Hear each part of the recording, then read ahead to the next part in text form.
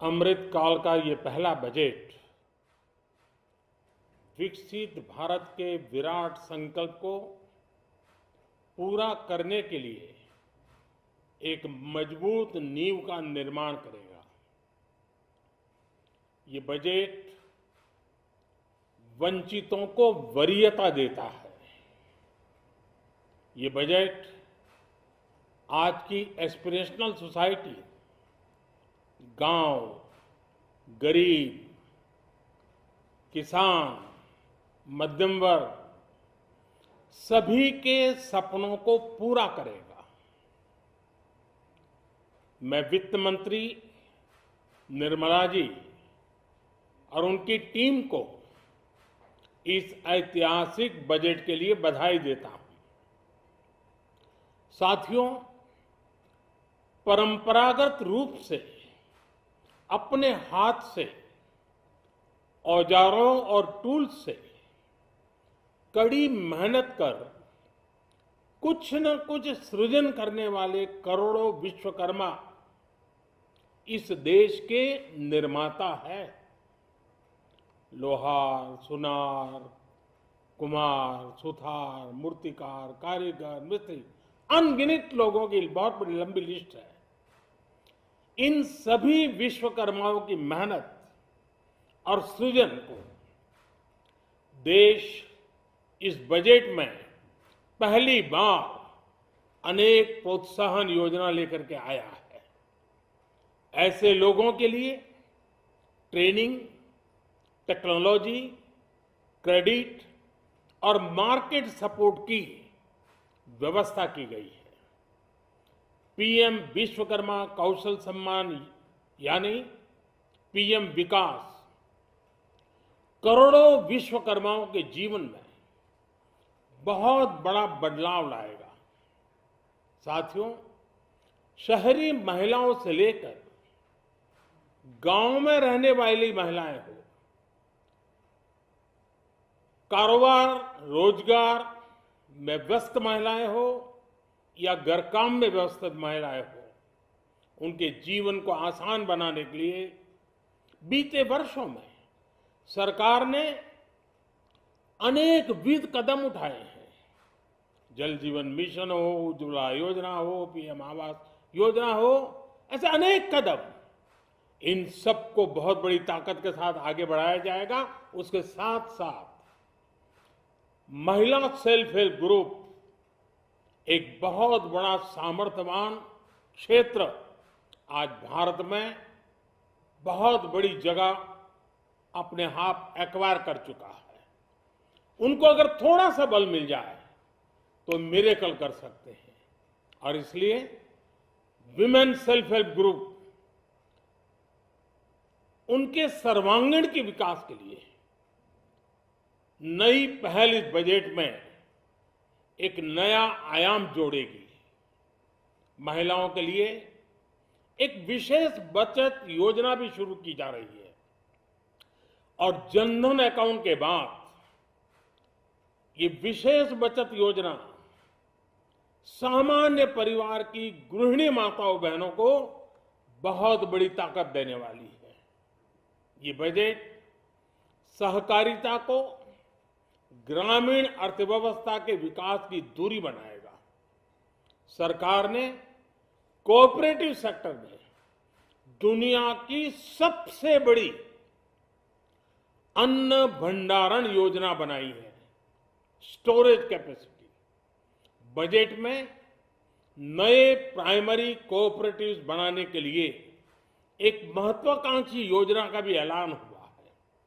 इससे खेती के साथ साथ दूध और मछली उत्पादन के क्षेत्र का विस्तार होगा।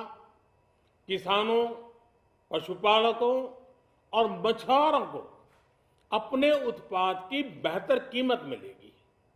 साथियों, अब हमें डिजिटल पेमेंट्स की सफलता को एग्रीकल्चर सेक्टर में दोहराना है। इसलिए इस बजट में हम डिजिटल एग्रीकल्चर इंफ्रास्ट्रक्चर की एक बहुत बड़ी योजना लेकर आए हैं। आज दुनिया इंटरनेशनल मिलेट ईयर मना रही है। भारत में मिलेट्स के अनेक प्रकार हैं, अनेक नाम हैं।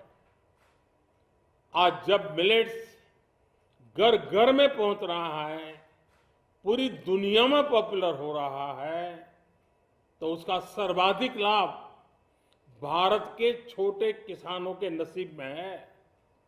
और इसलिए आवश्यक है कि नए तरीके से उसको आगे ले जाया जाए।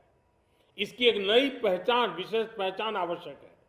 इसलिए अब इस सुपर फूड को श्री अन्न की नई पहचान दी गई है।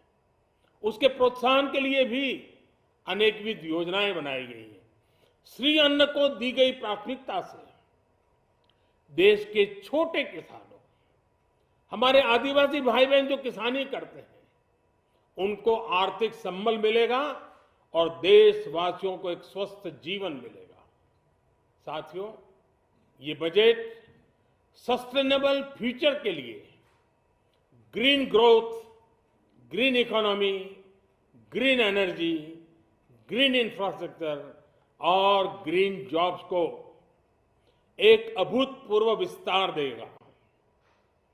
बजट में हमने टेक्नोलॉजी और न्यू इकोनॉमी पर बहुत अधिक बल दिया है। एस्पिरेशनल भारत आज road, rail, metro, port, waterways, हर क्षेत्र में आधुनिक इंफ्रास्ट्रक्चर चाहता है। नेक्स्ट जनरेशन इंफ्रास्ट्रक्चर चाहिए। 2014 की तुलना में इंफ्रास्ट्रक्चर में निवेश पर 400% से ज्यादा की वृद्धि की गई है। इस बार इंफ्रास्ट्रक्चर पर 10 लाख करोड़ रुपए का अभूतपूर्व इन्वेस्टमेंट भारत के विकास को नई ऊर्जा और तेज गति देगा। ये निवेश युवाओं के लिए रोजगार के नए अवसर पैदा करेगा, एक बहुत बड़ी आबादी को आय के नए अवसर उपलब्ध कराएगा। इस बजट में ईज ऑफ डूइंग बिजनेस के साथ साथ हमारे उद्योगों के लिए क्रेडिट सपोर्ट और रिफॉर्म्स के अभियान को आगे बढ़ाया गया है। एमएसएमईज के लिए 2 लाख करोड़ रुपए के अतिरिक्त ऋण की गारंटी की व्यवस्था की गई है। अब प्रिजम्पटिव टैक्स की लिमिट बढ़ने से एमएसएमईज को ग्रो करने में मदद मिलेगी। बड़ी कंपनियां द्वारा एमएसएमईज को समय पर पेमेंट मिले, इसके लिए नई व्यवस्था बनाई गई है।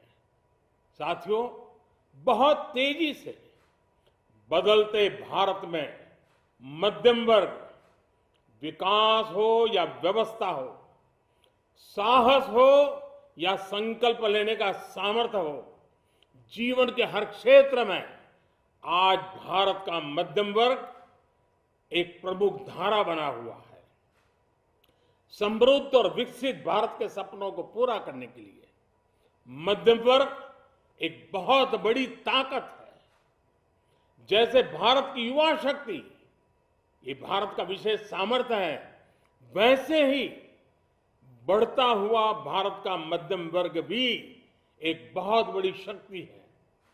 मध्यम वर्ग को सशक्त बनाने के लिए हमारी सरकार ने बीते वर्षों में अनेकों निर्णय लिए और ईज ऑफ लिविंग को सुनिश्चित किया है। हमने टैक्स रेट को कम किया है, साथ ही प्रोसेस को सिंप्लीफाई, ट्रांसपेरेंट और फास्ट किया है।